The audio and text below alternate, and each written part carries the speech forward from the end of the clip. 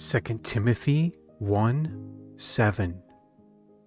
For God hath not given us the spirit of fear, but of power, and of love, and of a sound mind.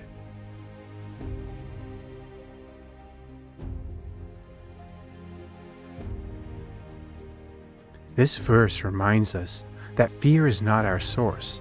God is.